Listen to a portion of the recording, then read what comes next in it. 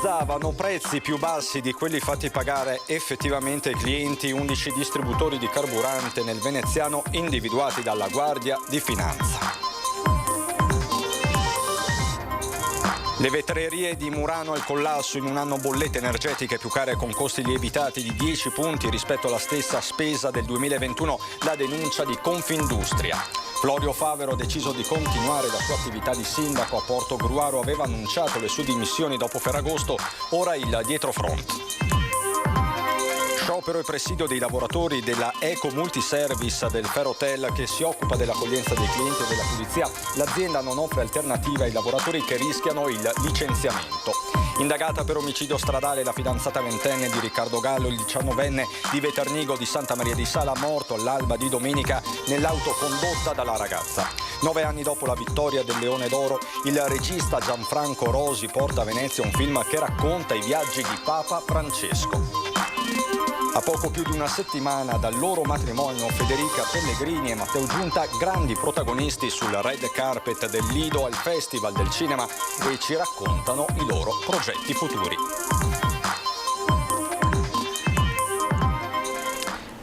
Bentrovati, buonasera telespettatrici, telespettatori di Antenna 3. Tanti i fatti di cui dobbiamo darvi conto anche questa sera per l'edizione veneziana dei nostri telegiornali. Prima però il sondaggio di Ring, come ogni martedì sera. Questa sera la domanda diretta è questa: immigrazione, la soluzione è il blocco navale? Se sì, il numero è quello che vedete, 0422 1626 691, se no, il numero è quello in rosso, 0422 1626 690. La chiamata come sempre è gratuita, l'esito a partire dalle 21:15 in studio con il vice direttore Ferdinando Avarino. Si tratta ovviamente di uno dei temi più caldi di questa campagna elettorale a poco meno di 20 giorni dal voto. E dicevamo la cronaca, tanti per l'appunto i fatti su tutti, l'operazione della Guardia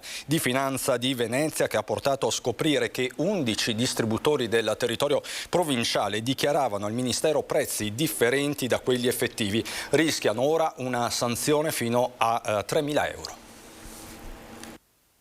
11 distributori di carburante a Mestre, Jesolo, Salzano, Musile di Piave, Mira, Cavarzere e Chioggia pubblicizzavano prezzi più bassi di gas, benzina o gasolio rispetto a quelli effettivamente praticati ai clienti. Ci sono sia le cosiddette pompe bianche, ma ci sono anche gestori di note catene di distribuzione. L'indagine delle Fiamme Gialle veneziane che hanno intensificato i controlli sul territorio, in questo caso 30, arrivando a scoprire manovre speculative e anticoncorrenziali dei gestori a danno dei consumatori. Si è trattato di riscontrare un'irregolare comunicazione di quelli che sono i prezzi praticati da appunto i vari distributori controllati. E quindi i controlli sono stati indirizzati sotto due aspetti principali. Il primo appunto teso a verificare che i prezzi venissero correttamente pubblicizzati tramite le tradizionali cartellonistiche esposte e quindi visibili dalla carreggiata, e sia all'interno proprio delle aree di servizio, e che quindi il consumatore venisse adeguatamente informato rispetto al prezzo praticato. Sono state contestate anche violazioni come l'omessa comunicazione al Ministero dello Sviluppo Economico dei prezzi praticati dal distributore attraverso il portale Osserva Prezzi Carburanti. Magari non tutti lo sanno, ma sul sito del Ministero dello Sviluppo Economico esiste l'osservatorio prezzi carburante che permette a tutti i consumatori di verificare in tempo reale quali sono i prezzi praticati per regione, per provincia, e il nostro compito quindi è quello di andare a verificare che i singoli esercenti siano tempestivi nel comunicare appunto l'aggiornamento dei prezzi al Ministero dello Sviluppo Economico. I gestori rischiano una sanzione fino a 3.000 euro in base alla gravità dell'illecito. Se si pensa comunque al fatto che si tratta di piccoli esercenti, la sanzione non è irrisoria, e questo proprio perché si ritiene che sia importante, specie in un momento come questo dove sappiamo bene quanto i prezzi del carburante vadano a incidere sul portafoglio dei contribuenti, che gli stessi siano adeguatamente appunto informati e che tutti quelli che sono gli strumenti legislativi per tutelarli vengano adottati. Insomma, cronaca e attualità si intrecciano. Tra l'altro, complimentandosi con la Guardia di Finanza per il lavoro svolto, l'assessore comunale ai trasporti e alla mobilità di Venezia Boraso lancia un ulteriore appello alle Fiamme Gialle. Sentiamolo. In questi giorni sono arrivate le bollette dell'Enel alle famiglie, alle nostre famiglie e imprese decuplicate. Ognuno di noi sa cosa significa nella propria famiglia come cittadino o come impresa una decuplicazione che non si giustifica. Lo dico alla Guardia di Finanza, indagate perché c'è un problema. L'energia elettrica, il 60%, è prodotta dal fotovoltaico e dall'idroelettrico, solo il 40% si genera con gli idrocarburi, quindi carbone, petrolio e gas. Qualcuno ci spiega perché hanno decuplicato la bolletta?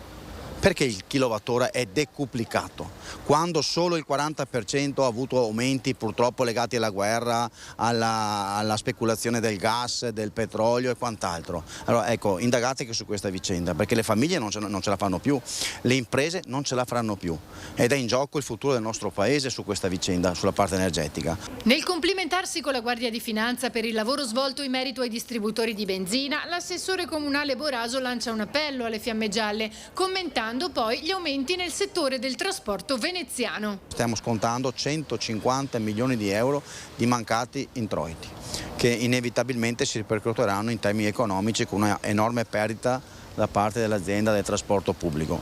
Noi non vogliamo mettere a rischio i servizi dei nostri concittadini veneziani, né a rischio i servizi per chi oggi vengono a visitare la città. Certo, dal 1° settembre abbiamo chiesto un sacrificio, però un sacrificio che riguarda il non residente. Lo dico per evitare polemiche. Ci sono stati aggiunti 2 euro, ovviamente, stiamo anche valutando di aumentare anche i servizi, tipo per esempio i bagni pubblici all'interno della tariffa. E certo, il sacrificio lo chiediamo ai non residenti della città di Venezia, perché per il residente, oppure chi ritiene nel Veneto, eccetera, si fa l'IMOB e comunque continua a pagare 1,50 euro, oppure, lo dico in maniera chiara, se uno prenota, come ha detto il sindaco Luigi Brugnaro e l'assessore competente alla materia, se uno si prenota e quindi sappiamo quante persone arrivano per tempo, con la prenotazione paga la tariffa di prima.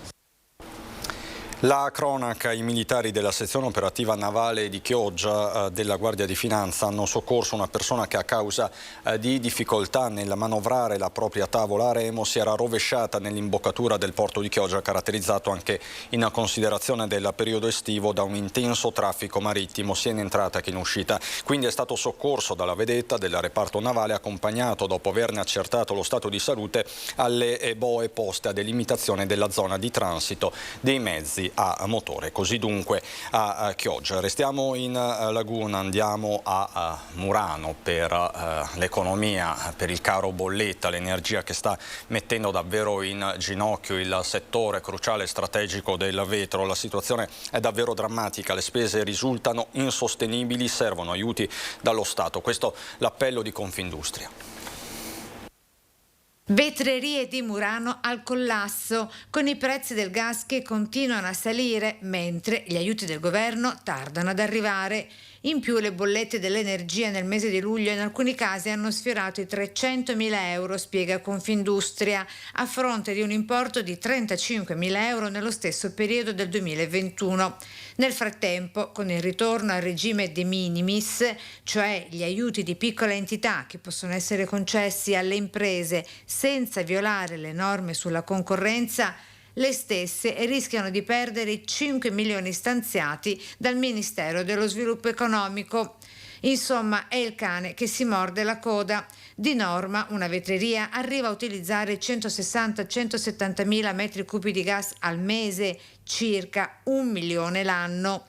Con l'incremento dei prezzi per le storiche vetrerie di Murano risulta davvero difficile reggere e continuare a sostenere l'antica arte manifatturiera, per sua natura un processo produttivo altamente energivoro, vale a dire costosissimo, ora più che mai.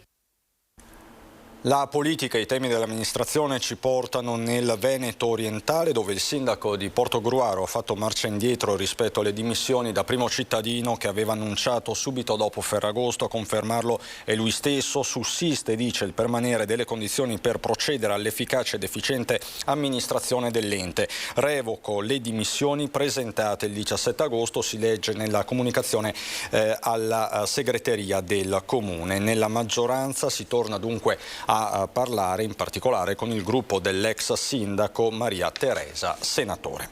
Ritorniamo alla cronaca e ritorniamo ai fatti tragici dell'alba di domenica, la morte del giovane di Riccardo Gallo, il 19enne di Veternigo di Santa Maria di Sala. Per omicidio stradale è indagata la fidanzata. La lite in auto al rientro dalla serata in discoteca, una tra le cause ipotizzate dagli inquirenti dell'incidente mortale di Noale lungo la Noalese, in cui ha perso la vita domenica scorsa all'alba Riccardo Gallo, 19 anni, di Veternigo di Santa Maria di Sala, sbalzato fuori dalla vettura condotta dalla sua fidanzata di 20 anni, neopatentata e ora indagata per omicidio stradale. I carabinieri della stazione di Noale hanno disposto l'alcol test e attendono l'esito. La macchina invece è stata sequestrata, ma nel mirino delle forze dell'ordine non ci sarebbe l'alta velocità. Al vaglio, tra le altre ipotesi, c'è, come già detto, il diverbio tra i due fidanzati in macchina, prima o durante lo schianto, a pochi chilometri da casa di Riccardo, a Veternigo. All'origine della tragedia resta l'uscita di strada improvvisa dell'appunto, andata sulla carreggiata opposta a sinistra e finita sul campo, dopo lo schianto sul lato passeggero, proprio quello dove era seduto Riccardo, dove anche oggi campeggia il mazzo di rose bianche. Il monito del primo cittadino di Santa Maria di Sala. Nella tragedia mi auguro che questo sia da monito per tutti i giovani, che colgano ancora di più i rischi che si corrono quando ci si mette al volante di un'autovettura. Loro pensano di essere adulti, in realtà sono ragazzi e vanno anche tutelati, spiegando quelli che sono i rischi e quello che può succedere quando si guida di notte. I temi dell'occupazione vi raccontiamo adesso. Il presidio dei lavoratori della Eco Multiservice del Ferrotel questo pomeriggio a Marghera. Sciopero e presidio dei lavoratori della Eco Multiservice del Ferrotel, che si occupa dell'accoglienza dei clienti e della pulizia. Si tratta di un appalto delle Ferrovie dello Stato con la struttura di Mestre in cui pernottano i lavoratori dell'azienda in trasferta, che l'Eco Multiservice ha deciso di chiudere, con i lavoratori che rischiano così il licenziamento. E chiediamo che sia possibile ricollocare queste persone che ad oggi, a fine ottobre, rimangono senza lavoro. Perciò siamo qua a dimostrare, l'azione di oggi è dimostrativa, ci sono anche i lavoratori del gruppo FS a dimostrare solidarietà e pertanto quella di oggi non è un'azione estemporanea, ma sarà un'azione che fa parte di un'avvertenza che porteremo fino in fondo. La storia di una coppia di Spinea, entrambi senza più lavoro e con problemi di salute, ci raccontano la loro odissea quotidiana. Fabio ha svolto per quasi tutta la vita l'attività di carrozziere, ma da diverso tempo non lavora più. A casa conserva in una grossa sacca i documenti che da diversi anni si accumulano sullo stato di salute suo e di sua moglie. Ho problemi cardiaci, il cuore ingrossato, la tiroide, gambe, tutti i tendini sfilacciati delle spalle, le spalle che non riesco più a muovere come prima, dei microtumori all'interno anche attaccati al cuore, la glicemia alta, devo fare altre risonanze magnetiche dappertutto per verificare che ci sono questi problemi, gambe gonfie. Anche sua moglie ha avuto problemi di salute? La moglie mia praticamente nel 2020 a maggio ha fatto 2 aneurismi contemporaneamente sul cervello. L'ho salvata io, come hanno detto i medici, perché non ho chiamato l'ambulanza. L'ho portata io direttamente, dunque quello ha avvantaggiato il discorso perché è sempre rimasta lucida e quella è stata una cosa positiva. La necessità di stare accanto alla moglie e le difficoltà a trovare lavoro si alternano all'impegno per seguire quelle pratiche per il riconoscimento di un'invalidità che al momento è stata riconosciuta al 50%.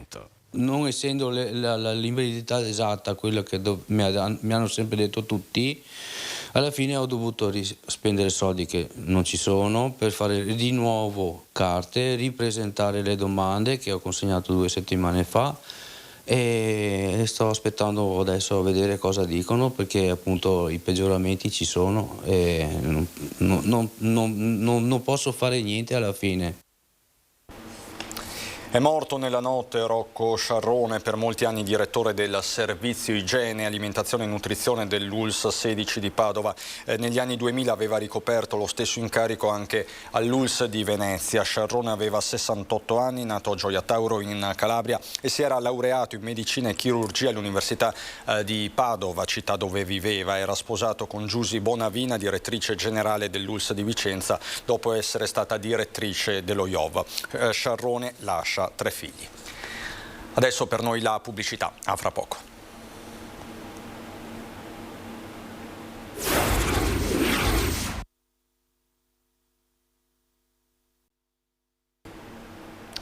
Di nuovo in diretta, ritorniamo alla Mostra del Cinema di Venezia. 9 anni dopo la vittoria del Leone d'Oro con Sacro Gra, Gianfranco Rosi porta in laguna un film che racconta i viaggi di Papa Francesco. Dallo sbarco a Lampedusa, appena eletto nel 2013, ai viaggi recenti in Canada e a Malta, il regista italiano Gianfranco Rosi porta a Venezia fuori concorso il suo film In viaggio, che racconta i 237 viaggi di Papa Francesco in 53 paesi. Rosi arriva alla Mostra di Venezia, che nel 2013 lo ha consacrato con il Leone d'Oro a Sacro Gra. La scommessa, la sfida di questo film era trasformare centinaia e centinaia di ore di materiale d'archivio in un film girato con l'idea di essere materiale di reportage, di dirette televisive, quindi trasformare questo materiale, questa testimonianza che segue il Papa in un film che avesse un linguaggio narrativo di cinema. Nell'osservare il pontefice che guarda il mondo, Rosi imposta un dialogo a distanza tra il flusso dell'archivio e i viaggi pastorali, le immagini del suo cinema, l'attualità e la storia recente. Il film era una specie di sbobinamento dell'enciclica del Papa che io non avevo letto e ho scoperto mano a mano. Ricordo quando feci vedere per la prima volta delle persone esterne al film che conoscevano più il mondo della Chiesa, erano rimasti sorpresi da come il film era preciso nella scelta di alcuni argomenti, perché io non avevo molta frequentazione con quei temi. La Mostra di Venezia poi, che ti ha consacrato con il Leone d'Oro, come la ritrovi oggi? Ricordo con l'emozione, la grandissima emozione del Leone d'Oro, che ancora vivo ogni volta che vengo qui, perché quella fu una sorpresa, la prima volta che un documentario era in concorso, la prima volta che un documentario vinceva un Leone d'Oro. Adesso finalmente sembra, vedendo le persone che sono attorno a noi, sembra di nuovo un film rinascito, della gente ha voglia di tornare al cinema. Ciao Antena 3! Ma c'è una mostra, nella mostra c'è il dietro le quinte che ci racconta sempre il nostro Lorenzo Maier. C'è anche un'altra mostra al Lido nell'isola del Lazzaretto Vecchio, quella che si respira dietro le quinte, dei ragazzi che per 10 giorni vengono assunti dalla società Coop Culture e così vengono ingaggiati per assicurare un buon svolgimento della Kermesse in accordo con la Biennale di Venezia. Gli aspetti da non trascurare sono molteplici, dal servizio di accoglienza in sala all'assistenza e servizi informativi per il pubblico, ma anche accompagnamento delle delegazioni. Insomma, tutta la logistica che sta dietro un grande evento di richiamo mondiale. Sentiamo Cristiana Del Monaco, che coordina l'assunzione e il lavoro di circa 300 ragazzi e ragazze in questi giorni. Giovani che si trovano improvvisamente catapultati come in un sogno, sotto la magia dei riflettori, a pochi passi dalle star, a far fronte a un pubblico internazionale. Per Coop Culture questo è un servizio, possiamo dire storico, lo svolgiamo da oltre 25 anni. È un servizio importante che vede il coinvolgimento di gran parte dei nostri uffici. Ci occupiamo della selezione, la programmazione delle attività, assunzione anche di tutti gli operatori, i lavoratori. È un'opportunità per molti giovani di avvicinarsi al mondo del lavoro attraverso un'esperienza che è sicuramente divertente e stimolante. Il gruppo di ragazzi che lavoreranno alla mostra è composto da giovani, diplomati prediligiamo ovviamente la conoscenza delle lingue straniere. Tra le tante storie di vita quotidiana che si intrecciano, eccone una. Dalla mia esperienza mi aspetto sicuramente un po' una rinascita quest'anno. Ho già lavorato precedentemente alla Mostra del Cinema e ho mancato quest'ultimo periodo di pandemia, quindi quest'anno mi aspetto grandi evoluzioni ma anche grandi cose, grandi soddisfazioni. E poi ci sono le star di casa nostra, una su tutte. A pochi giorni dalle loro nozze, definite il matrimonio dell'anno, la campionessa di nuoto Federica Pellegrini e suo marito Matteo Giunta sono tornati protagonisti e hanno rubato la scena ai grandi divi del cinema sul red carpet della mostra. Federica ha ricevuto un prestigioso riconoscimento al Filming Italy Best Movie Awards. È stata una serata incredibile, poi io devo dire sono molto onorata di essere stata premiata per il mio docufilm Underwater, perché in un ambiente come questo, magico per il cinema italiano, essere premiata comunque per un docufilm sportivo è una grandissima soddisfazione, quindi molto molto felice. Sei qua con tuo marito, com'è andata questa prima settimana da marito e moglie? Fa sempre strano mio marito, è una settimana che ce lo diciamo e ci fa sempre molto strano, ma nel senso positivo, quindi è volata, una settimana, ce l'hanno detto sabato mattina, ci hanno detto è già passata una settimana, come una settimana, sembrava veramente ieri. Un'onda lunga di emozioni, è finito troppo presto e abbiamo ancora nella mente vivide queste sensazioni di questo bellissimo giorno e credo che rimarrà lì ancora per molto. Sì. Il nuoto azzurro sta vivendo un momento d'oro. Io ero a Roma, è stata una settimana incredibile, sia per il nuoto in generale che anche per Matteo, perché comunque ha portato 4 atleti e di quei 4 atleti diversi l'uno dall'altro, in stili completamente diversi l'uno dall'altro, sono riusciti a prendere 3 su 4 la medaglia e la quarta sfiorata veramente per pochissimo. È stata un'annata incredibile, partita in realtà da Tokyo, dalle Olimpiadi, e questa positività, questa eccellenza è stata mantenuta durante tutta la stagione, con un mondiale a Budapest straordinario e un europeo in casa a Roma che è stato un pochino la ciliegina sulla torta. Un saluto a tutti i telespettatori di Antena 3. Ciao. Questi quindi i saluti della Divina e del consorte. In ultimissima battuta vi annuncio gli ospiti di questa sera di Ring con il vice direttore Ferdinando Avarino, la politica alle corde, Gianluca Schiavon di Unione Popolare, Bruno Cacciavillani, Azione Italia Viva, Andrea Causin, Noi Moderati, Flavio Tosi, Forza Italia, Marco Bonet, giornalista collega del Corriere del Veneto, Alberto Ruggin di Più Europa. L'appuntamento a partire dalle 21:15. Come sempre in diretta qui su Antenna 3 e da Venezia non ho particolari aggiornamenti, è tutto, grazie per l'attenzione, c'è il meteo, buona serata.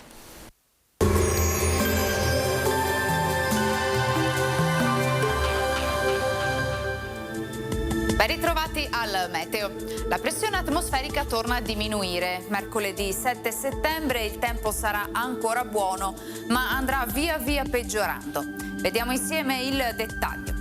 Sul Veneto la giornata sarà caratterizzata dalla presenza del sole. Nelle ore pomeridiane cielo irregolarmente nuvoloso con isolati temporali in montagna. Nella notte poi tra mercoledì e giovedì piogge un po' su tutta la nostra regione.